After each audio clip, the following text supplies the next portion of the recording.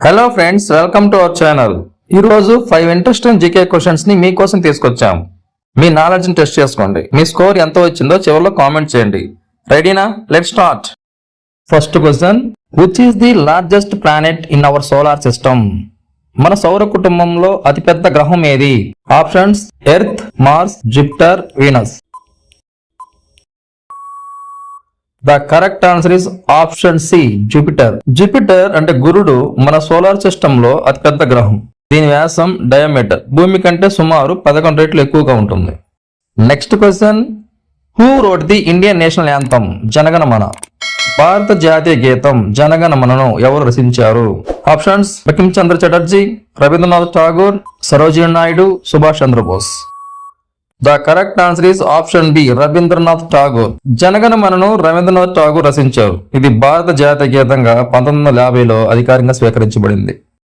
Next question, which animal is known as the ship of the desert? ఎడారి నౌక, ship of the dessert అని ఏ జంతువును పిలుస్తారు? Options: horse, camel, elephant, donkey. The correct answer is option B, camel. Next question, what is the capital of Australia? Australia రాజధాని ఏది? Options: Sydney, Melbourne, Canberra, Perth. The answer is option C, Canberra. చాలా మంది Sydney లేదా Melbourne అని అనుకుంటారు, కానీ Australia యొక్క అధికారిక రాజధాని Canberra. Which vitamin is produced in our body when sunlight falls on the skin?